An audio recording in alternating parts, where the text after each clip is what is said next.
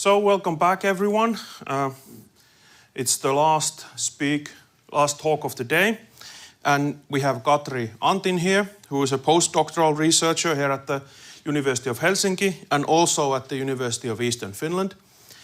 She's working on a number of projects, and one of them is on social identity and how social identity is transmitted in Judaism, Christianity, and Islam, but also in another project in the University of Eastern Finland. So please, go ahead. Thank you, Aku, and good afternoon, everyone. Thank you for asking me to talk here today. I'm indeed a biblical scholar, and I'm trying to make use of the social identity approach. If you're interested in the projects that's currently going on at the University of Helsinki, you can find it in Finnish by typing sosiaalisten identiteettien välittyminen juutalaisuudessa, kristinuskossa ja islamista. We have a web page in Finnish, and there's also numerous writings and interviews concerning the topic. My talk today is based on an article that I've been writing, but it's not published yet, so hopefully you'll hear about it later. And today I share with you what I've learned while applying the social identity approach in studying Jewish identity in the late Second Temple period, so around 250 BCE to 70 CE. For more than 20 years, biblical scholars have applied the social identity approach in the study of identity, group formation, leadership, norms, and so on, especially in New Testament studies. Theoretical insights from another field helps us to make connections between issues we would not otherwise make, as well as formulate new questions. So Teemu earlier talked about the social identity approach, and I will shortly say something about it so that you can follow where I'm heading. The social identity approach consists of two related theories called the social identity theory and the self-categorization theory. These social psychological theories were developed in the 1970s and 1980s by Henry Dashwell and his student John Turner, and then they were developed further by many others in the subsequent decades. In my own research, I have applied especially the self-categorization theory because I'm interested in the intra-group aspect of social identity, namely the creation and maintenance of Jewish identity.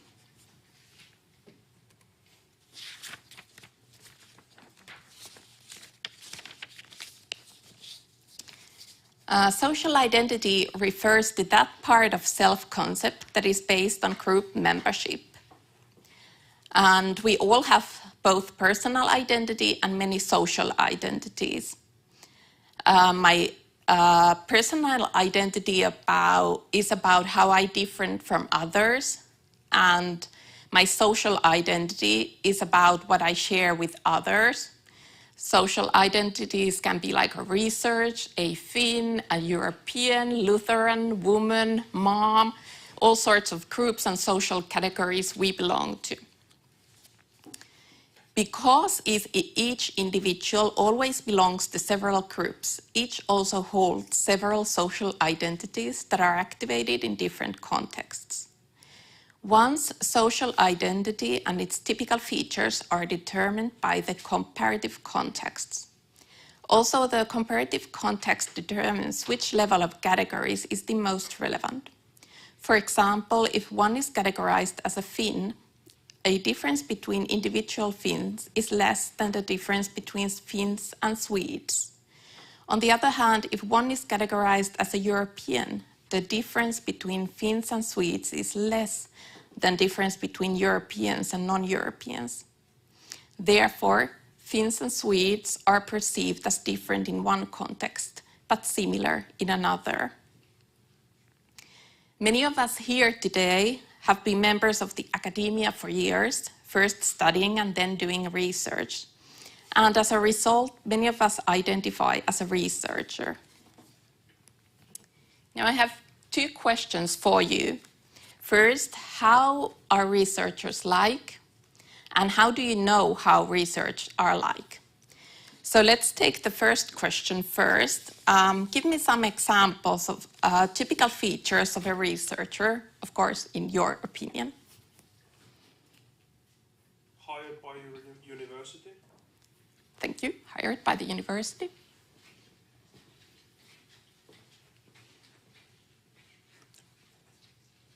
More? Someone who enjoys reading. Mm-hmm. Try to publish research. Try to publish. Wears black on important occasions. But in my mind, they actually wear white jackets, like they work in a laboratory. I don't know why, but in my mind, it's a scientist, like in natural sciences. So we have a rough idea what a typical researcher is like.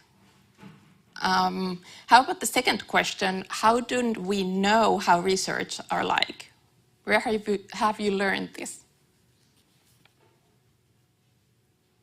You observe people who are researchers. By observing researchers? By being one. By doing it yourself? Looking at prototypes and exemplars. For example, your own professor can serve as an example and teach you. So let's return to this in a bit. When assessing different groups and group members, the concept prototype is of importance.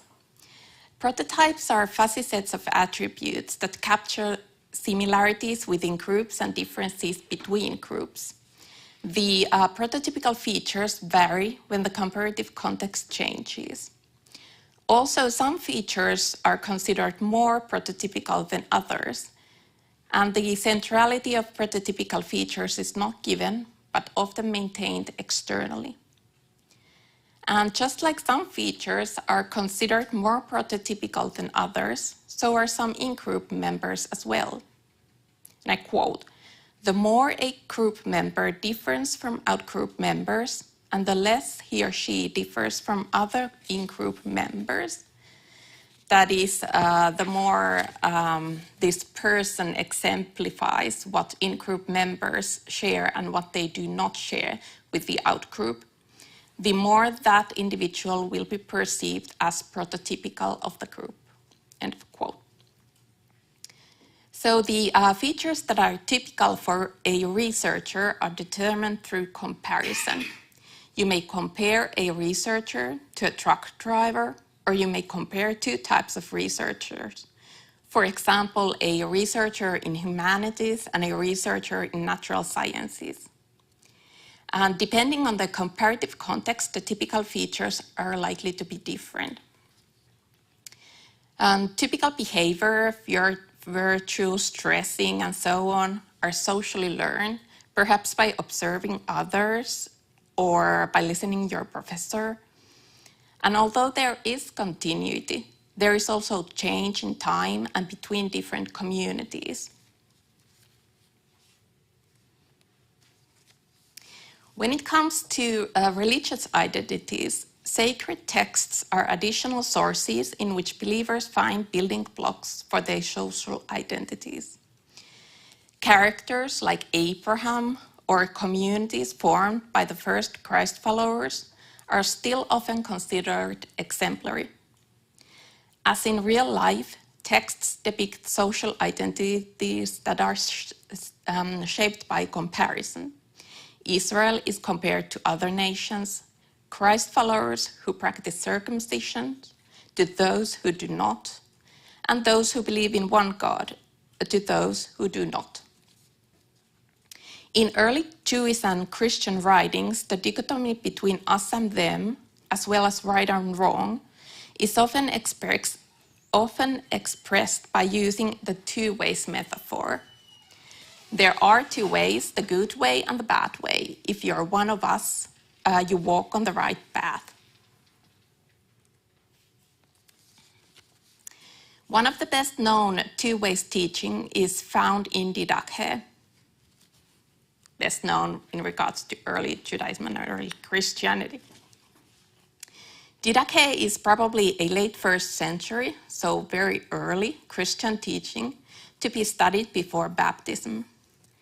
The first chapters present virtuous Christian life as a way of life, and the first chapters also warn against the way of death, full of vices.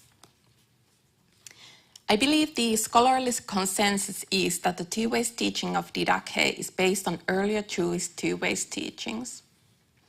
The two-ways metaphor is widely used in the late Second Temple period Jewish literature. Scholars of early Christianity have been especially interested in one of the Dead Sea Scrolls called the Community Rule. Community Rule was written before the Common Era, and it contains a passage that teaches about two spirits, the spirit of light and spirit of darkness, that rule over humankind. What has interested scholars in particular is the similar social context. The teaching of the two spirits was meant to be taught to the new members of the so-called Qumran movement. In early Jewish two-ways teachings, those who could walk on the right path and on what grounds depend at least from two broad perspectives. I actually started thinking about these two perspectives together only when I prepared this talk, so my thoughts on this are quite preliminary. But first, the models of Israel. The texts of Hebrew Bible contain at least two models of Israel, genealogical and covenantal. On the one hand, being an Israelite is defined by one's ancestral lineage, descendants from Abraham, Isaac, and Jacob. Texts that demonstrate interest in the genealogical model may contrast Israelites with other nations on the basis of these descendants, or take interest in tribal identity. On the other hand, in the covenantal model, Israel is defined by its covenant with God. In the late Second Temple period writings, we see different groups claiming to be true Israel because they keep the covenant with God, while other Israelites have been unfaithful. Second Temple period Jewish literature pictures also different models of moral agency. For the most part, the texts of the Hebrew Bible express confidence in persons' ability to make moral choices. In the late Second Temple period literature, one can detect a development of more complex and varied models. As is the case with the different models of Israel, these models of the moral self are not necessarily exclusive, but some may coexist even in a single composition. So the first model, Model A, a moral agency is affirmed, means that if you choose, you can keep the commandments of the Torah or of God, and this view is expressed especially in Deuteronomy, and later in the 2nd century, for example, in the Wisdom of Ben Zira. The Model B, moral agency is internally impaired, but the impairment can be overcome. Means that there is for example, it can mean that you have an evil inclination in you, but you can overcome it. For example, by knowledge and submission to God's precepts. And this, if I've understood correctly, is the mainline idea in Rabbinic Judaism, but in the late Second Temple period, it's also expressed in a text called Damascus document, which is one of the Dead Sea Scrolls also. Model C, moral agency is externally impaired, but the impairment can be overcome, means that people do wrong because of demonic forces. One of the texts that expresses this idea is the Jubilees. And in Jubilees, compared to earlier traditions, the demonic forces do not only cause illnesses, for example, but they affect your moral abilities. And in the late Second Temple period starts to appear apotropaic prayers against the evil spirits. And there's also, people ask God to save them from demonic forces and from doing wrong, and so on. And Model D is interesting. Moral agency is denied with certain exceptions. It means that created beings in general do not have moral agency. Well, and obviously some do. And how can they have, how the minority have this ability? Well, God needs to put his spirit in you. And so you are able to do what God wants you to do. Lately, I've examined how Jewish identity was understood and what features were considered decisive for Jewish identity. In this talk, I'll use the Book of Tobit as an example. The Book of Tobit was likely written around 200 BCE. Before the Common Era, the dates are not very precise, or plus minus 50 years or so. Some would say plus minus 100 years, but you'll get the idea. The book tells a story about an Israelite named Tobit who lives in the Assyrian exile. So the events takes place in the 8th century BCE. The main storyline is about acquiring Tobit's savings from Media and getting Tobit's son Tobias married. The book contains also Tobit's two-way teaching, by which he instructs his son. When it comes to models of moral agency, the Book of Tobit, in my mind, falls into two categories, A and C. One seems to be able to follow wise counsel if one hears it. However, there is also a demon called Asmodeus who has prevented Sarah, Tobias's bride-to-be, to marry by killing all his previous husbands on their wedding nights. There are altogether 7. But with the help of some prayer, magic, righteous behavior, and angelic assistance, Asmodeus is defeated.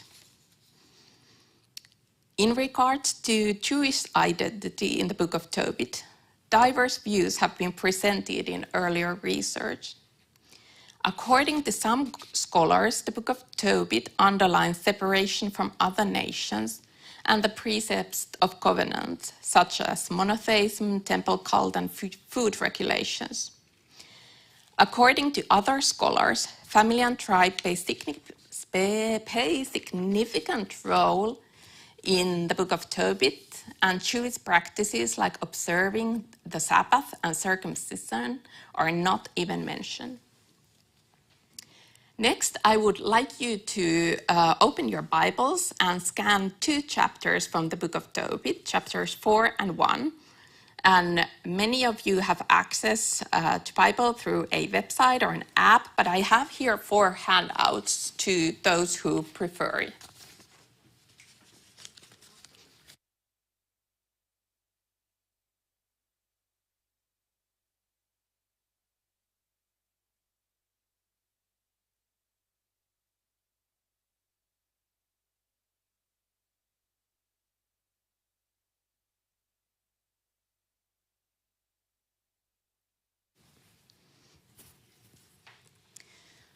And here's my short summary of the 2 chapters. And I would really like you to start from chapter 4 and then continue to chapter 1. And they are in that order in the handout.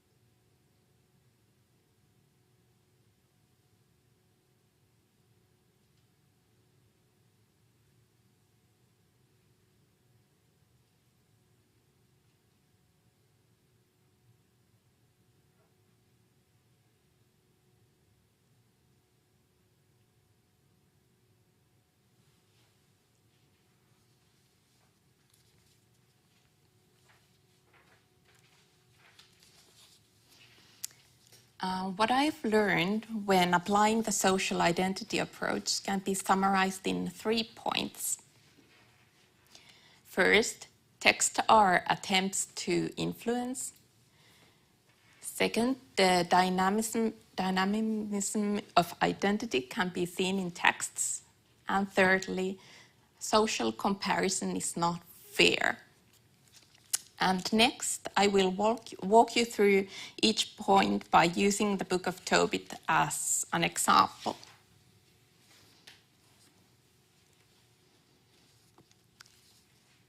Texts are attempts to influence. Ancient texts are not objective descriptions of social reality or social history. Instead, they are attempts to influence social reality.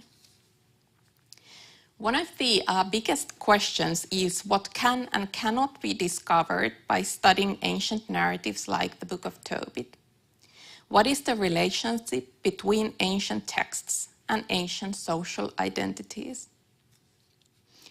Social identities and group formation include many cognitive processes, according to the social identity approach, that cannot be accessed through ancient texts. Yet, biblical scholars have been keen to study prototypes and prototypical figures, which are mental abstractions in the human mind. Recently, biblical scholar Petri Luomanen, who works here at the University of Helsinki, has rightly pointed out that prototypes cannot be accessed through texts, and therefore textual phenomena should not be called prototypes. Instead, in texts, figures that portray typical features of the in-group may be called exemplary figures. However, Luomanen continues, there is a connection between ancient social reality and ancient texts through the author. Ancient narratives probably reflect the way in which the authors processed group memberships in their minds. As people in life social situations, literary characters express themselves through different behavior and speak in a way that is normative for the in-group. Despite the similarities, there are essential differences between situations of life categorization and situations portrayed in ancient narratives. What takes place in narratives is dictated by the author, and ancient literary characters are much simpler than real people. I think ancient authors can be perceived as epistemic authorities. When epistemic authorities present certain beliefs, for example, in writing, and these writings are repeated frequently and vividly, these beliefs can become more central in the minds of the group members. In this quest, epistemic authorities may utilize also exemplary figures and stories from the group's past. The way people see their own in-group may be also affected by changing which features are presented definite for the group and which groups are being compared. In the Book of Tobit, Tobit's exemplarity is apparent already from the short characterization at the beginning of the book. Tobit introduces himself as the one who lives according to his own teaching by stating that I, Tobit, walked in the ways of truth and in righteous acts all the days of my life. This language is reminiscent of his two ways teaching, where Tobit instructs his son to do righteousness and not to walk in the ways of injustice. When narratives about Tobit are compared to his two ways teaching, so not only chapter 1, but all the narratives that can be found in the Book of Tobit, one sees that Tobit exemplifies to a great extent what he teaches. Tobit buries the dead, practices endogamy, gives alms, pays wages appropriately, and asks guidance from God. But this has left at least some scholars puzzled. How are burying the dead, practicing endogamy, giving alms, and so on relevant for Jewish identity? We'll return to this question shortly. In recent decades, a vivid scholarly discussion on Jewish identity has taken place concerning the ethnic, cultural, and religious aspects of identity and the beliefs and practices that enhance it. Often scholars present Jewish identity as an exhaustive list of traits, such as common ancestry, monotheism, circumcision, purity, Sabbath observance, and so on. If one abandons or is ignorant of any of these traits, he or she would be less Jewish.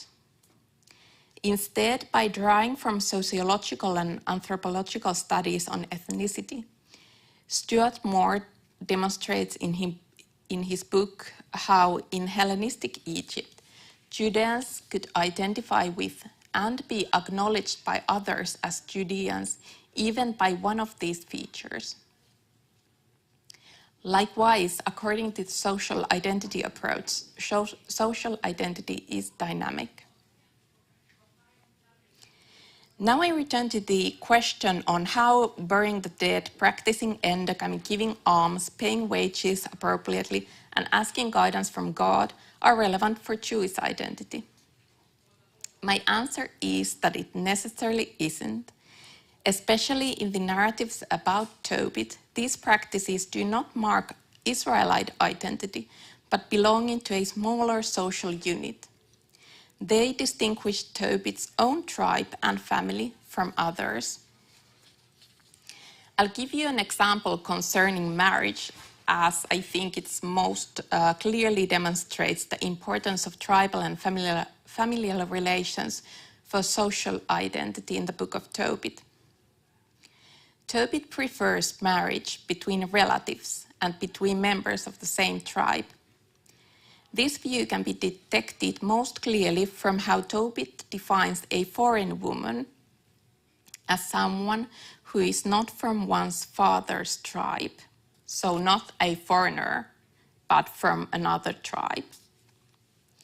Furthermore, Tobit encourages his son to marry an even closer relative. Tobit advises his son to avoid fornication by marrying a woman, I quote, from among the descendants of your ancestors.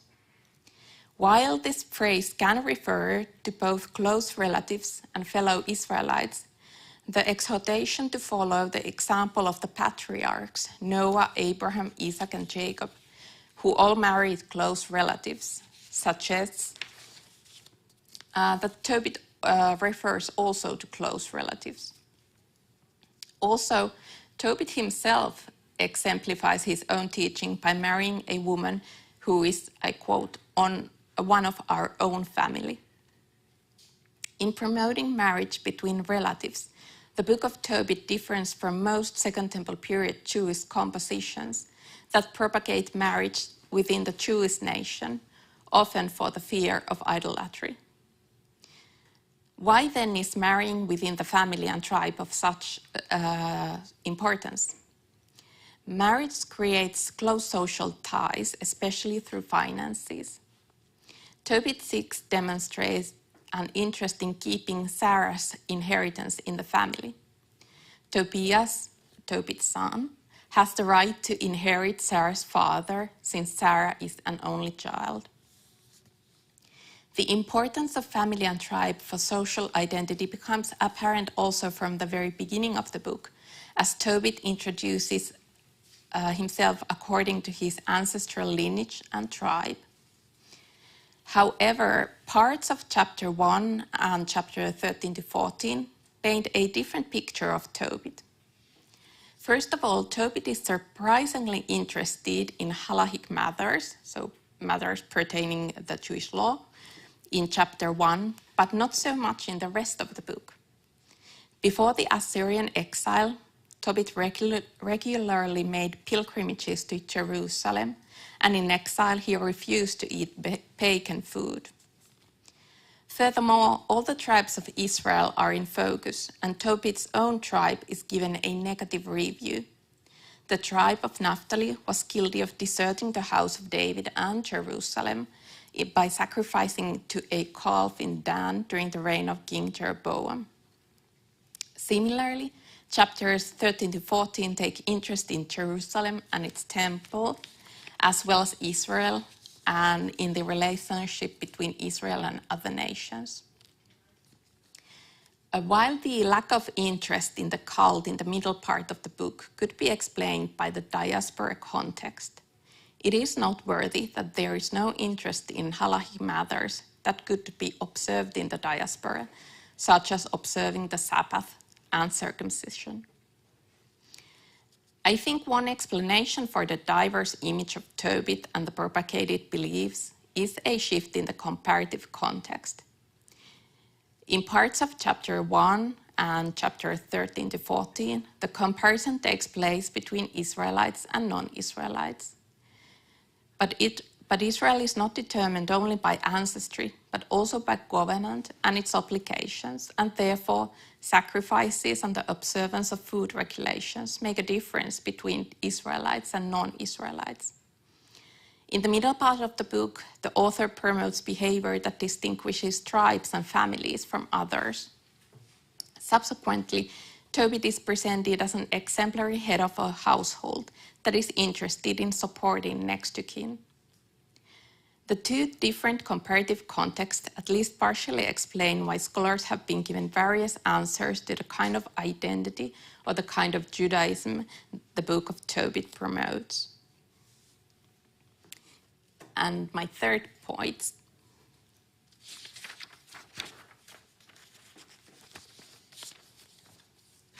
In the introduction of this seminar, it was stated that the actions and motives of the persons belonging to an inner group are usually evaluated more favorably than those belonging to the outer group.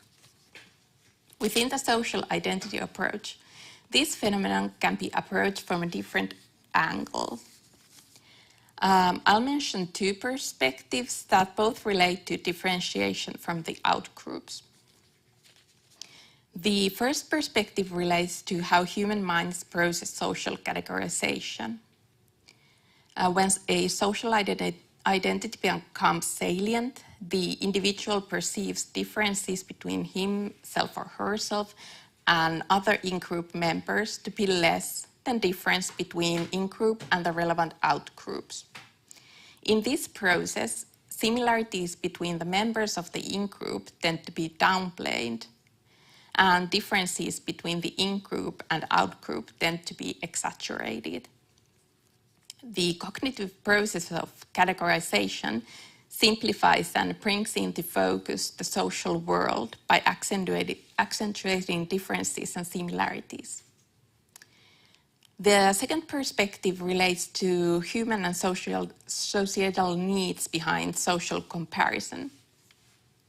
According to optimal distinctiveness theory, humans have two oppositional needs, the need for inclusion and the need for distinctiveness.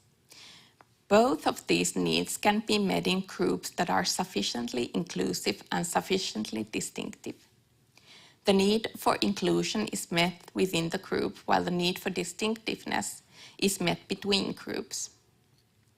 And according to another theory that Teemu mentioned this morning, called positive distinctiveness theory, according to it, there is an in-group bias, meaning that the in-group attempts to make the differences favorable for the in-group. And like Teemu said, it doesn't necessarily lead to out-group bias. And indeed, in the Book of Tobit, the image of the outgroups is not that negative. Even the view of the other nations. But for example, in the Jubilees, the text that I mentioned earlier, the feeling of threat is really high. I don't know if it really was for the author, but in the word of the text, the threat of the other nations is really high, and there's nothing good in the Gentiles, in the members of the other nations, and the Jubilees really promote separation from the Gentiles entirely.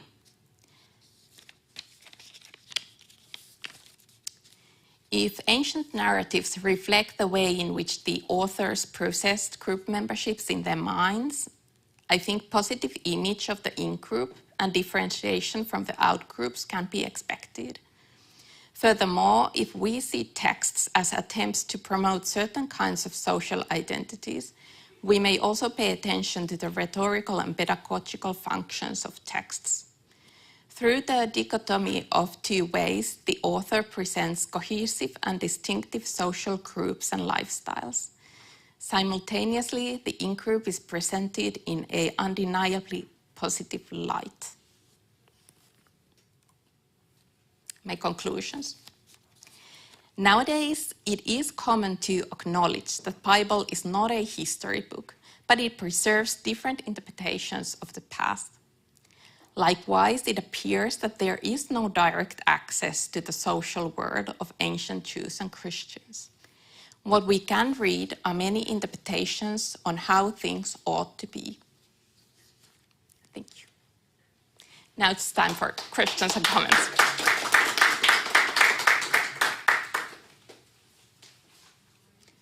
Yeah, go ahead. Yeah, so I have many questions, but I'll just ask one first.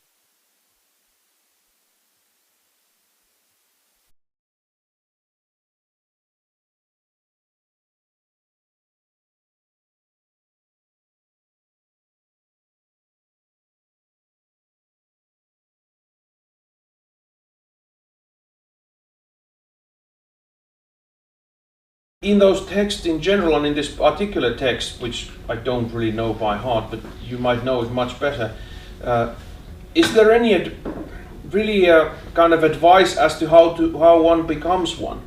So is the assumption always that, well, here's just some advice, and it's somehow in your power to follow it or not to follow it? Or is there some sort of an idea that, okay, so you have to train yourself to be righteous, for instance? Or is it just a matter of you either follow the advice or you don't?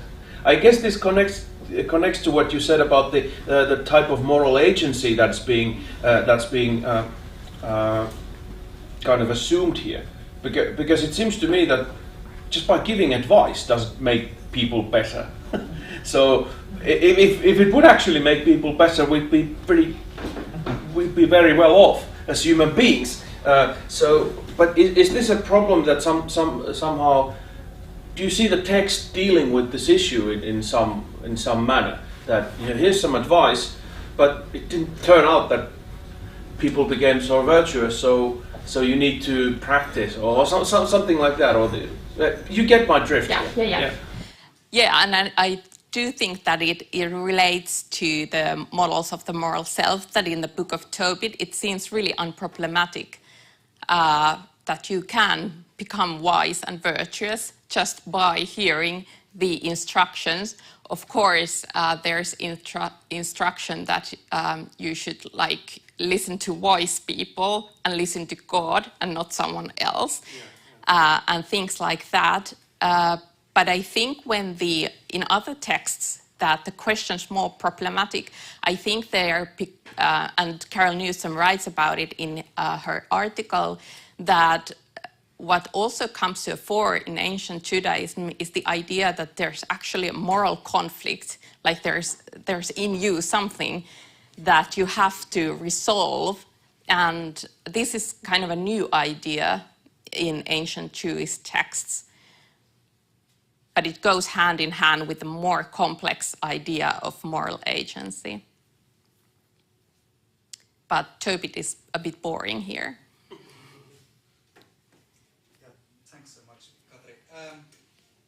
The positive distinctiveness theory, or optimal distinctiveness theory that you mentioned, I find it useful because it many times explains why very minor, for example, theological issues become very important in for example, interreligious encounters. The example that I have in mind is Areiopagi, who are kind of a minor branch of group within Islam. And every time Ahmadiyya discuss matters theologically with mainstream Sunni scholars, they debate about the crucifixion of Jesus. Because Ahmadiyya believe that Jesus survived the crucifixion and migrated to India and died there, whereas the mainstream Sunni Islam believes that God saved Jesus from crucifixion by taking him up to the heaven. And be it as it may, it's really a minor issue in Islamic theology, but it was heavily debated every time Ahmadiyya and Sunni scholars deal with each other. And at least the view of John King, who is a Quranic scholar of why this is so, is that this is actually the very good boundary marker. It's an issue that is very specific to Ahmadiyya, this belief that Jesus died a natural death in India, and it's very far from the mainstream Sunni position. So even though it's kind of theologically minor issue, it's a good way to distinguish in-group from the out-group.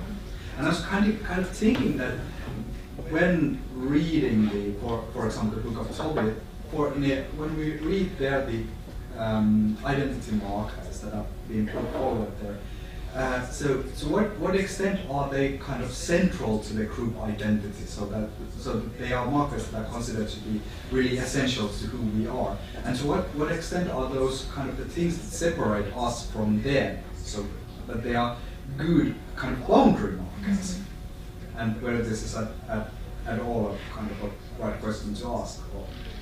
Yes, I think it is. The identity marker and boundary marker is a good distinction. I think if what Tobit teaches, for example, about marriage, it is a good boundary marker for many purposes, because it's in ancient Jewish text, marriage is dealt a lot, but mostly from the perspective of marriage within Jewish nation, and not marrying people from other nations. But I think in the context of Book of Tobit, it makes sense if the boundary is between different tribes or different ancestral lineages, then also the marriage, the endogamy deals with marrying members of the same tribe or even members of the same household. And thanks for pointing out how the optimal distinctiveness theory kind of works even better here than I thought it would.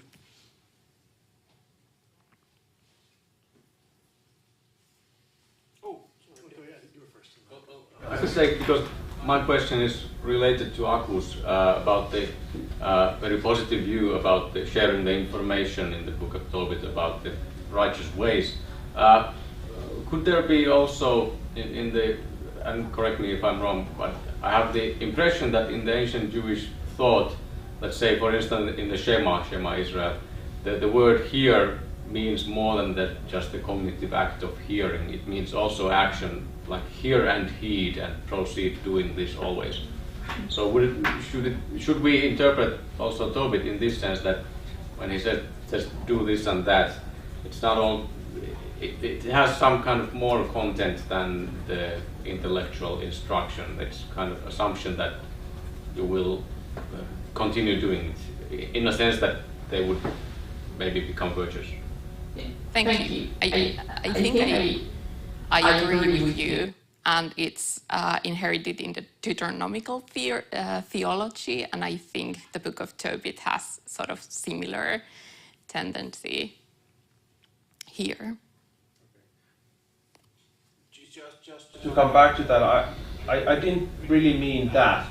I mean, what I meant was that it's not just cognitive content you are asking people to commit to these kinds of ideals, yes, but by asking people to commit to certain ideals doesn't make them very virtuous. And I mean, this is the kind of problem that pops up, I think, in practice. I mean, of course, if we think that human beings were pretty much the same then as they are now, which is that they don't become virtuous by just saying that they are committed to certain ideals, or even if you ask them to be committed to certain ideals, they hardly become virtuous by holding on to that commitment. So something more is needed. So I was just wondering what that more would be, because, I mean, again, I'm not a biblical scholar, but what I do see a kind of weird thing going through the Old Testament and the New Testament is somehow the idea that if you just commit to certain religious practices, that will somehow make you a good person. And the assumption is that if you're not committed to those religious practices, you're a bad person. If you're a pagan and you're doing all these evil sacrifices, that's no good for you. But if you're doing, the good stuff with us Christians or with us Jews, then you become a good person. That there's this connection. But it's not really explicated carefully why this is. So it's always a bit puzzling. So is that, we good, because we have these good rituals, and you bad, you have those bad rituals, but it's not explained how idolatry leads to immorality, apart from being associated with that. But why is the association there in the first place? In any case, I'm just rambling on. So. Yeah, I have two quite random comments. The first is that it goes even hazier when in the Dead Sea Scrolls, and now most of the late Second Temple literature, we know them because of the finding of the Dead Sea Scrolls in the 1940s and 50s. And there, many of the texts are very sort of deterministic. So the idea is the same, that there are kind of two ways you can go, and it's pushed even back in time, like before creation. This was decided by God, but they still hold that you have a free will when it's rhetorically suitable to say so. For example, if you should join this movement, then it's of course suitable to emphasize that you have free will to do so, but otherwise God has determined your way. And then my second comment is that Elisa Uusimäki has studied virtue cultivation in ancient Judaism, so you might be interested in her studies. It's all mostly about religious elites, so of whom we know the most, how they would cultivate virtues, like by reading, for example, scriptures and so on.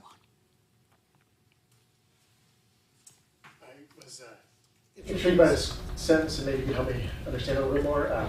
Cognitive processes cannot be accessed through ancient texts. Who's the cognitive processes of characters in the text? The cognitive processes of the author of the text, or whose processes?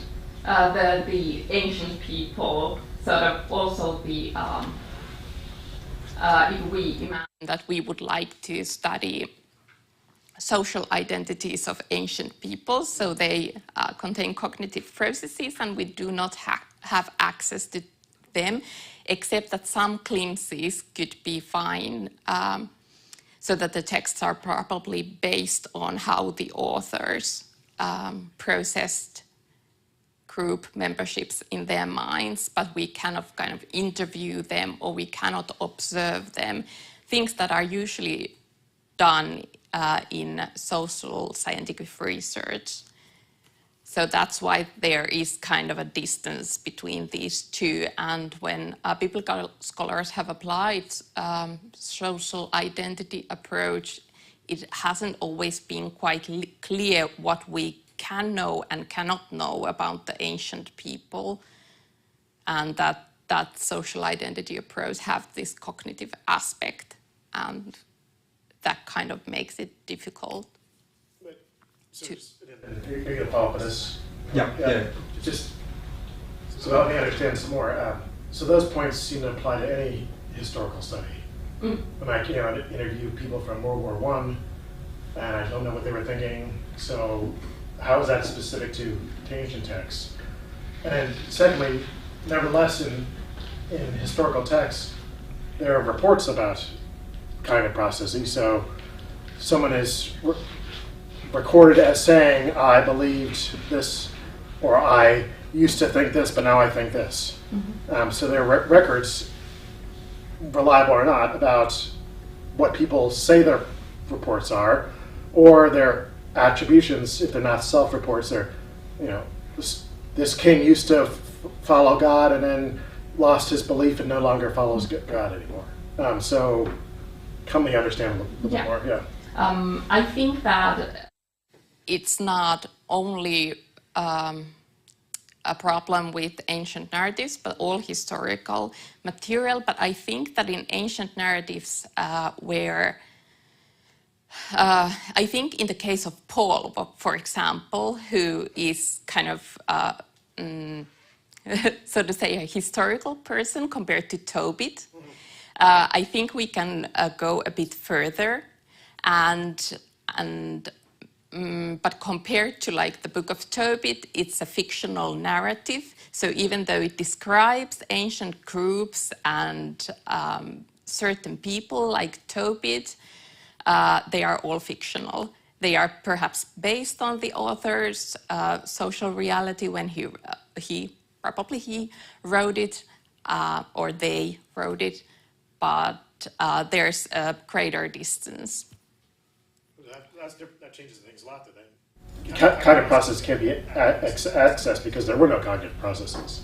Because they weren't real people. Yeah. That's really different. Do you want to jump in?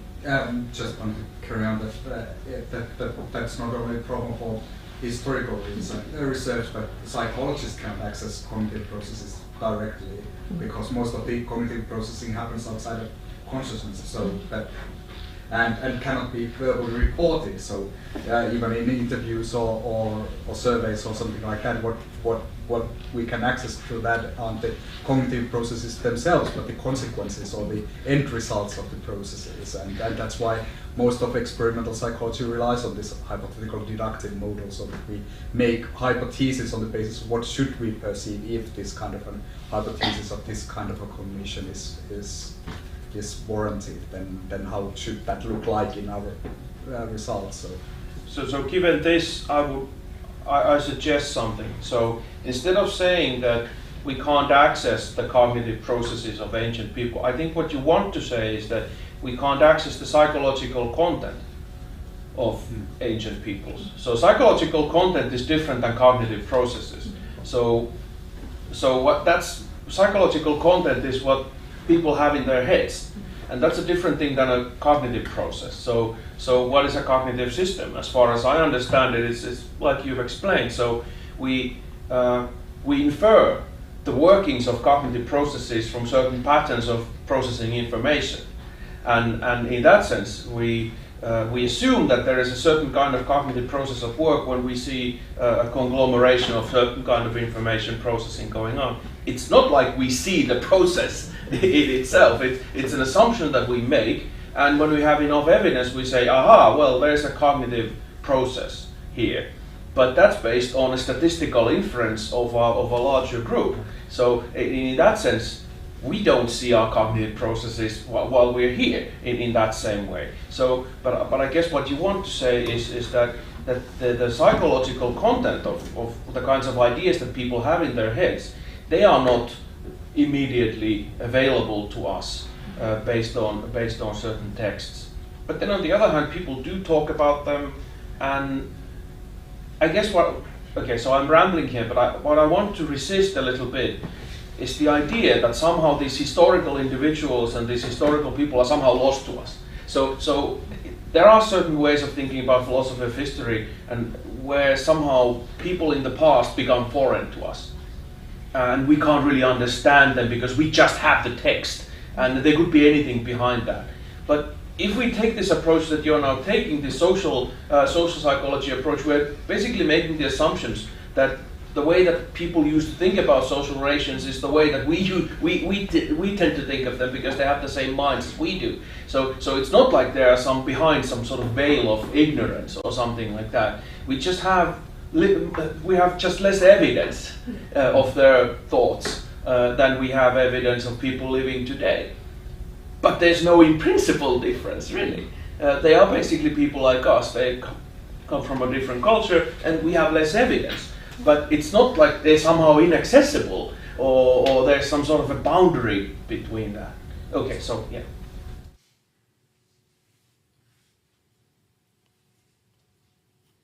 Any more questions or comments?